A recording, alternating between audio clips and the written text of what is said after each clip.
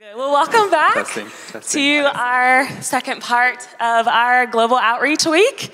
If you guys were here Wednesday, it was such a great time for us just to come together, to hear from our student leaders about their experience. You guys got to take the glow sticks. It was such a great time. Y'all enjoyed the cookies.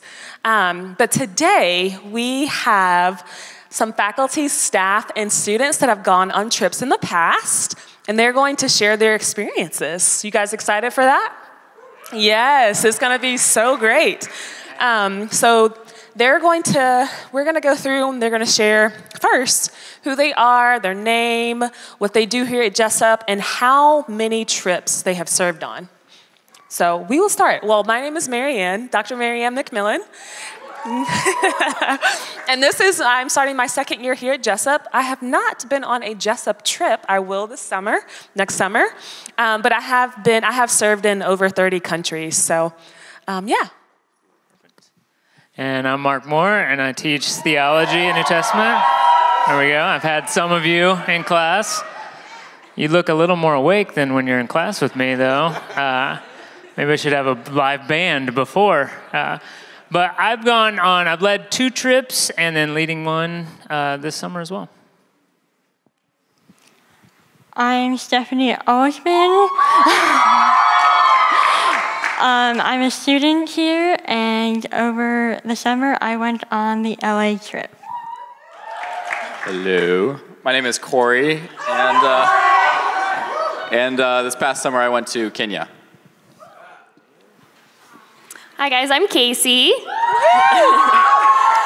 I'm a senior here, and 2 summers ago I went to Romania, and then this past summer I went to Southeast Asia. Hey guys, my name's Caleb. I'm also a senior here. I've gone to Romania twice. I went to Czech Republic last year, and I'm leading a trip again this year. So. Hey y'all. Megan. Appreciate y'all. My name is Dr. Megan. I am the Director of Student Care here. Last year, I was able to go on I led the Kenya trip. Hi, everybody. My name is Deja. I've been on 3 trips with Jessup.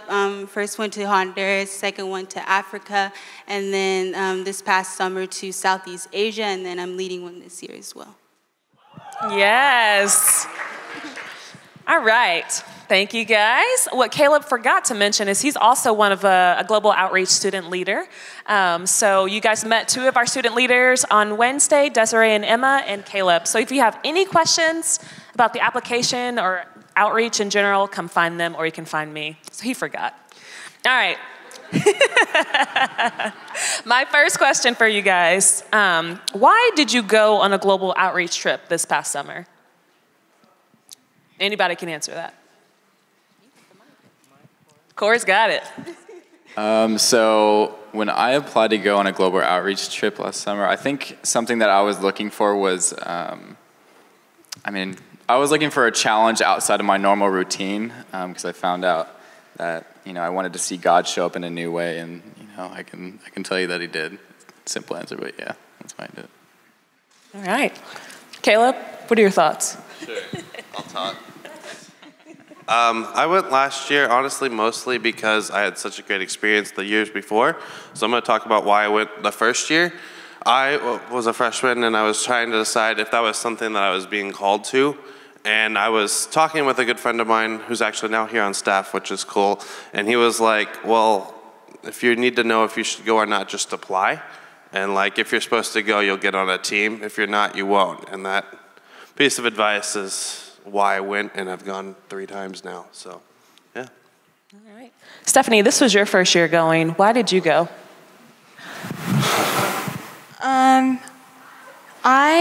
This isn't my first mission trip. It's just my first one with Jessup, but I wanted to go because I just know that there's many people out there that don't know Jesus, and I want to reach as many people as possible, and so I just felt the need to just go and share the word with others and share his love. Yeah. That's awesome. Thank you. Casey, did you want to share? Yeah. So for me, 2 summers ago when I went to Romania, I loved the experience. Caleb and I were there together, and we got to experience some really cool things that God was doing there. And that's the trip that fired up my passion for global missions. So that's why I wanted to go again this last summer, but I wasn't sure where I wanted to go. And what I was really focused on was finding a place that was going to push me outside my comfort zone, and going to Southeast Asia definitely pushed me and all of our teammates outside of our comfort zone. Yeah, thank you for that. All right, so our second question is, and this is for everybody, share one of the most impactful experiences during your time overseas this past summer. Yeah, I can start. I actually have 2. I'm going to tell 2 stories.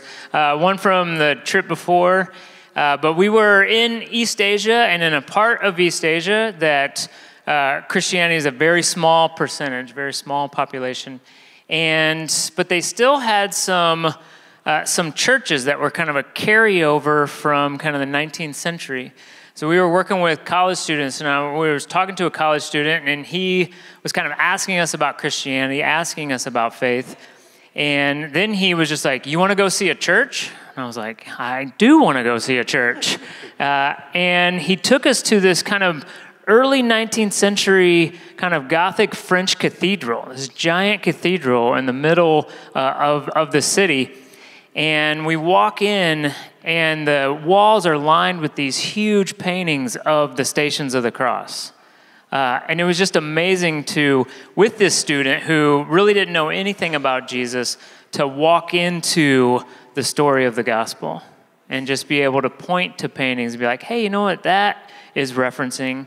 So it was just really impactful that he was like, "Hey, I want you to just see this church, right? This thing, maybe a relic or a carryover of a time before in our culture."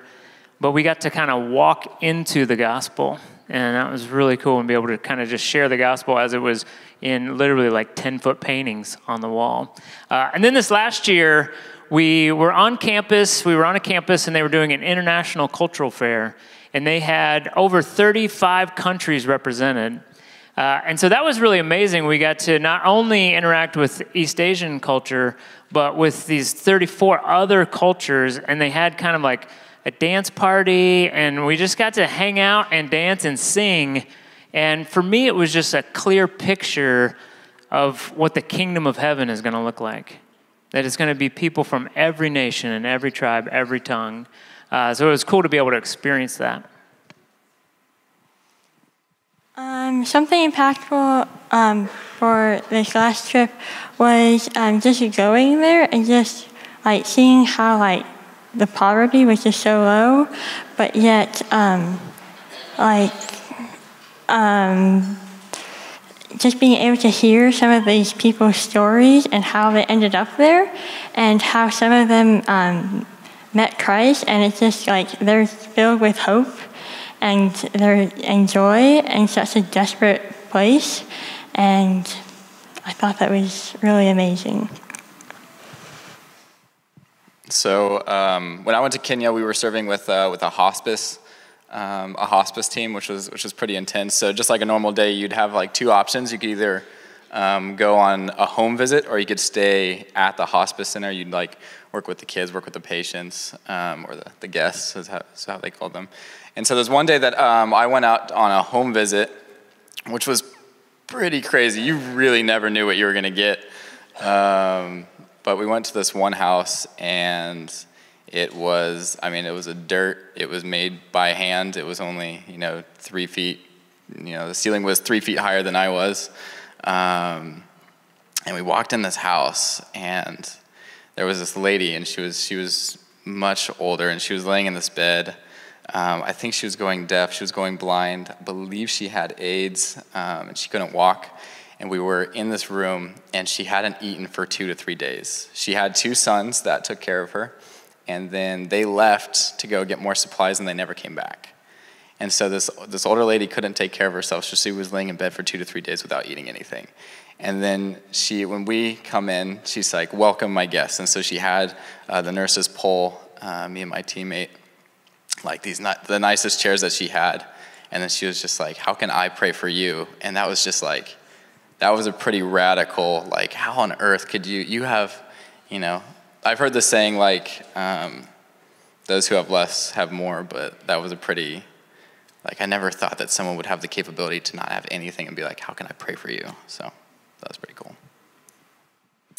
I know for me, for our team, by the end of the trip, the theme that we kind of had going was the concept of redemption and how God redeems. He redeems all of us, and that he had redemption within the place that we were working.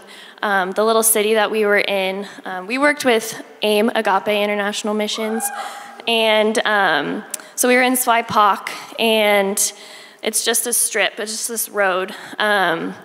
And not too long ago, like only, how long ago, like 15 years ago, every single building was a brothel or was being created to be a brothel. And that was really hard to see. We walked through those buildings and you could see like on the walls, like where the little cells were, where girls were sold into sex trafficking. So that was just really hard to like see as a visual and see that it is real and it happens and it is still happening. But knowing that those buildings that once were brothels, God redeemed those buildings and he has turned them into a church. He turned them into a transition home. He turned them into an employment center, a school, all those things. And so just seeing that God can take the most broken part of our life and turning it into something that he can shine his light on. My story is a little bit different because my trip last year was different than I think most of our trips. We were in a city that didn't have a lot of poverty, and we were working in a library. So most of our days were working like 8 hours in a library, and then we'd go do things in the evening, like as a team.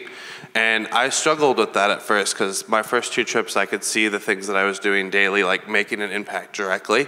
And I was like, I know what I'm doing is important because it's allowing the people we're working with more time to do other things that will be impactful, but it was hard for me to see it right away. So I sat down with our student leader, and he goes, well, maybe this is something of what your future is going to look like, because I want to be a librarian. So it was like seeing how like what I can do would impact the kingdom of God long term was really cool.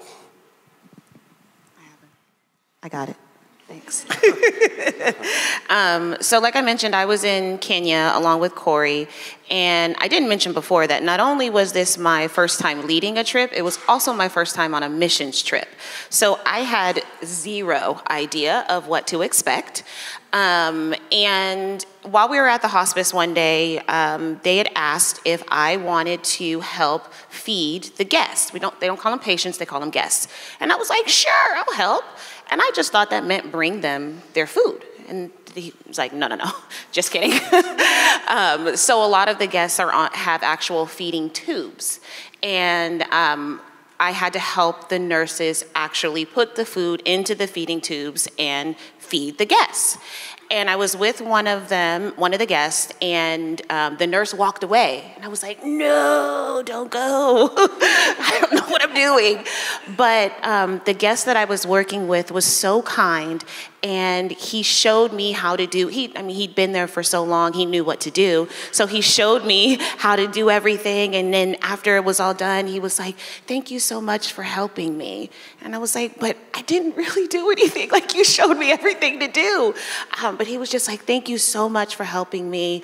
We're so glad you're here. We hope you stay. We hope you come back. And it just touched my heart so much, because as much as I was there to pour into them, the people at the hospice did much more pouring into me than I could have ever imagined. So I also went with KC, and we worked with AIM. And so with AIM, they also do a ministry with men to keep them from being brothel owners or from getting into like sex trafficking themselves. And so they do this program called the Lord's Gym. They just train men to be disciples, and they do this through kickboxing. So it was really cool because we got to go to a kickboxing match and watch one of the disciples there actually go through like different rounds, and he actually won. And then when he won, he like saw out into the audience and saw all of the people from AIM that were supporting him. And I think that moment, it just showed even through kickboxing like that, just the sport, that how AIM is just how they're just being the light for people, and how they're and how it was just so impactful, and how that even with the men, just keeping them in that space, because each day we would get to see them doing Bible studies and just working out, and just seeing that through that week and that to lead up to that kickboxing match, that's what's keeping them off the streets from endangering these girls and just getting trapped into a cycle of just being in sex trafficking. Thank you guys so much for answering that. So my next question is, what was your biggest challenge, and how did you overcome it?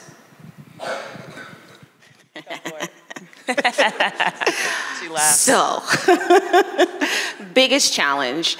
I knew going over, if you haven't ever sat and had lunch with me, I am an extremely picky eater. And so going to Kenya, not knowing what to expect, what the food was like, I was like, how is this gonna work out for me? But I knew that one of the things that I wanted to really, really focus on going over was to just embrace everything that Kenya had to offer. And that meant trying everything. And I did. And I even ate eggs, which was very, very new for me. My team, they rejoiced with me when it happened. But I really wanted to embrace everything. I wanted to immerse myself into the Kenyan way of life. That was super, super important for me. But it was challenging because I had no idea what that was going to look like or what that was going to be like. So it was fun, though. It ended up being a really cool experience to just really dive into everything that the culture had to offer. What more person? I did bring a lot of snacks, though. Okay. So not a lot of people know this, but in Southeast Asia, the country that we were in, there was a huge genocide in the 70s.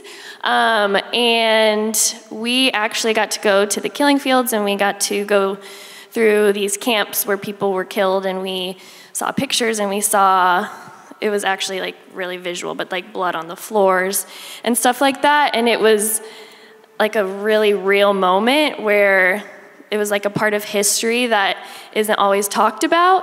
And seeing that firsthand and going through those places and walking where millions of people were buried and all this stuff, like seeing that was really, really hard. But with all 10 of us like coming together and coming alongside of each other, it made the like processing part a lot easier because we were all on the same page and we all understood like how heavy that was, and we all understood that every single person in the country that we were in was somehow affected by that genocide.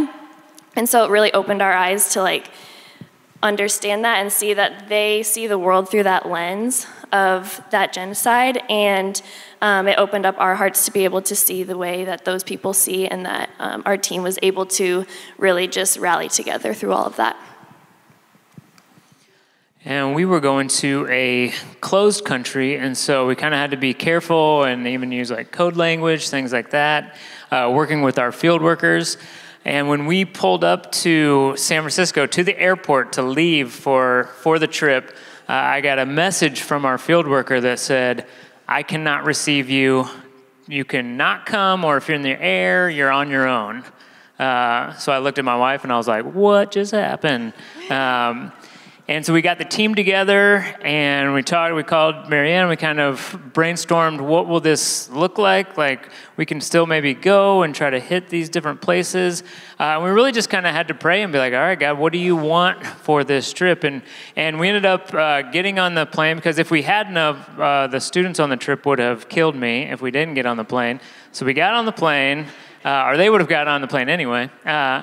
We got on the plane and we're flying. We got about 13 hours, so it's like, okay, 13 hours, we'll stay in contact and we'll figure out where we're going to land. The first thing the stewardess says is, "I'm sorry, but the internet will be down all 13 hours." I'm like, "Thanks a lot, God. Thanks for that." So we fly pretty much blind for 13 hours, not knowing where we're headed next. I mean, obviously we knew what city we were landing in, but we didn't know where we were staying, kind of what was going on. And what would have taken us maybe a day or two to get to our location and start ministry, it was about 6 days before we actually got to a campus. And when we finally got to campus, it was just coming together as a team and saying, hey, we're here for a reason. Like, this change maybe happened for a reason, and we're in a completely different city than we've been training for. But let's see what God has to offer and wants from us in this new location. Yeah, that was quite the experience. I didn't sleep for 2 days during that, but it all worked out. It was great. My next question is funny stories from your trips. This one's pretty good. So, I don't even know how to start this. So we were, the people that were like our hosts, we had people who made us breakfast and dinner every night, and then actually all of our food was prepared for us. And so there was this one night, we're sitting at the dinner table, and one of our hosts, his name is David, and he talks in this deep, raspy voice. He didn't voice crack, but, so we're sitting at this table, and then Allie was on our team, and then he was just talking to us about like what we want, like just some fun things that we wanted to do, and she mentioned that she liked running, and so he was like, "You like running? I will find you a runner and have him for you tomorrow." And so we're like, "Okay, cool." And so the next day we get to dinner and we're at his house, and then we're just sitting there eating, and this man comes walking in, and he's like, "Behold, the world record holder for the 8K," and we're just. I was like, "What? Where the heck did you find this dude? Like, in 24 hours, you just grabbed us a world record holder." Right now, I think it's like, what, number 2 or number 3? Yeah, he still holds a lot of the records. But I was still like, where the heck did you find this dude? That was pretty good. And I was like, "I'm not going. You're on your own." Wait, did you go? No. She went. No. Yeah, she Allie did. went and ran with him. I didn't. Oh. I was not. Nope.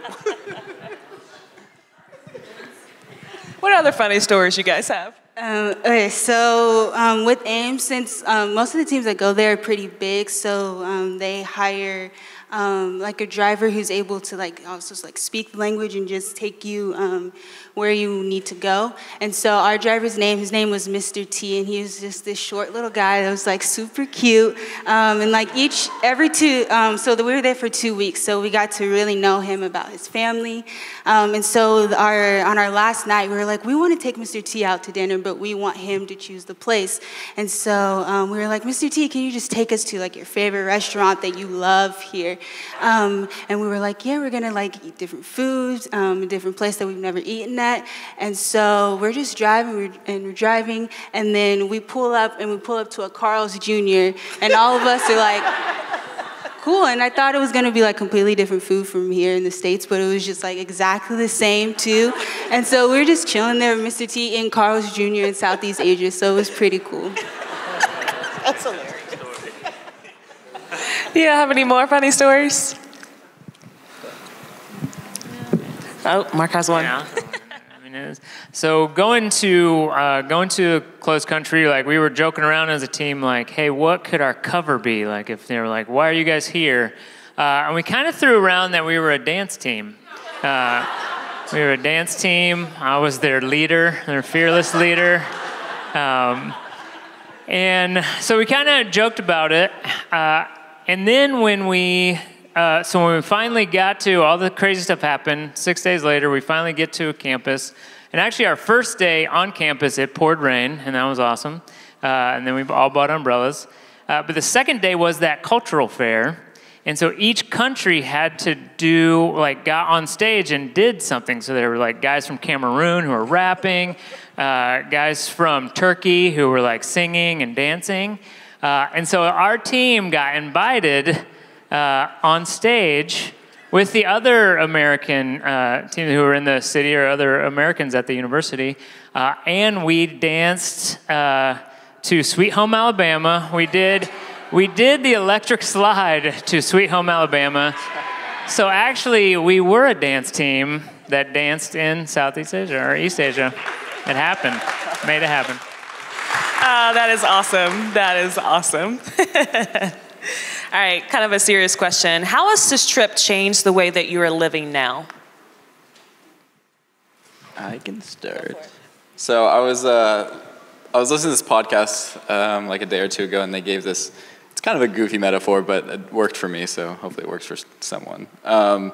So they were talking about there's these blind men who surround an elephant, and there's a blind man who holds the trunk, and he says, I can hold it, I can move it, it is rough. And then there's a person standing by the leg, and he's like, no, it's like a tree, it will not move, it is heavy. And there's a person standing by the stomach, and he's like, it's smooth and kind of round, and I can't move it. And so they were all kind of like describing what they saw. Like they were all talking about the same thing of like it was an elephant, but they saw different perspectives and were arguing on what it was. And so in a weird way, this worked for me. We're like, the elephant's God, and we all see a different perspective. And so going to another country just gives you another perspective of what God is doing somewhere else. And honestly, I found that it actually brought a lot more meaning to Scripture for me when I was reading about poverty, sickness. So it's cool to see just the different things that God is doing. And so I think that's how it impacted my life and just totally changed my perspective on God and the world. So. I think for me, it changed the way that I love people. There is, Kenya is already a very Christian nation, so they know God, they know Jesus. It's not like we were bringing any new word to them by any means. But the way that they love on each other when they have so little, many of them have so little, and the way that they loved on us was one of the most life-changing things that I've ever experienced. And so being back here in the States, it's changed the way that not only I know how I live out my ministry, but also how I love on other people, that it doesn't take these grandeur gestures to show people you love them, but sometimes it's in the simple, just knowing their name and saying hello and caring for people in those really simple ways that can mean so much and be so impactful. For me, it was just a change in perspective, really, and just seeing how much there poverty and suffering there is, even in our own country, and just looking around and we don't always like to talk about it, but it's there whether we talk about it or not, and just seeing that really changed it in how I look at the world.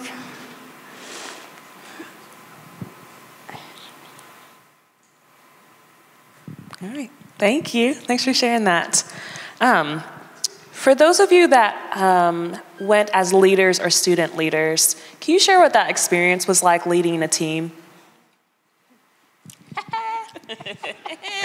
Being that it was my first time, it was really an opportunity for me to grow. I had to rely on my team. We were small but mighty. And the team had already been through so much before we even got to the airport that as their leader, I really just wanted to be a support for them. And I wanted them to know that if they needed anything, any questions, no matter what it was, that I was there to be a support for them. And it really challenged me because I actually had to live up to that promise that I made. But it also meant trying to prepare as much as possible, staying in prayer to know that if we needed to, whatever we needed to do, that God was going to guide me in that, and I was going to know, I was going to have the ability to take care of whatever it was. But it was a stretching. It was a big, big stretch for me to not only go, but to then be in charge of people and bring us all back. That was my number one goal. Can we all just come back? That'd be great. But it was a stretching. It was a big, big stretch. But it was something that I was willing to take on as well. Okay, so even though I've been on 3 trips before, this past trip was my first time actually leading. So this was like a huge stretch for me. Just like, I'm usually like the person that's like, I just want to be in the background, help in the background, not really be like that front person like everybody goes to. And so just learning there, so I've just learned as going on these trips that like, I've learned that myself, like I put so much trust in God and just where He's leading our team. And then I find myself when I come back to the States that trust, it's not as strong as it was.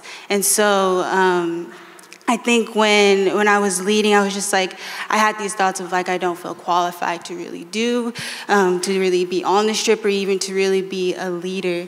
And so the trust that like I was able to have built in God, just being able to rely on my team. It was 10 of us, it was 9 girls and 1 guy. And I just think it's just our whole dynamic was really great. And just being able to have a team of people that will share experiences that nobody else really, when you come back, will really get to understand is just something special. And so it's just important to learn that even when like, that God's the same wherever you go. And so that's just something that I'm still learning, that even though I have all this trust in God, when I'm in a different location, I should still have that same amount of trust when I'm back in like my regular comfort zone. All right, thank you for that. Caleb, question for you. Yes. What advice would you give to those that are wanting to serve overseas?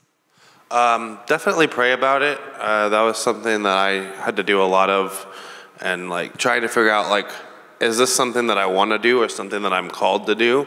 Or is this something that I don't really want to do, but I am called to? I think those are 2 questions that I hear a lot, like when people are thinking about applying. So just pray about it and talk to people around you too, because sometimes people will see things that you don't in yourself, whether those are people in your dorm or your parents.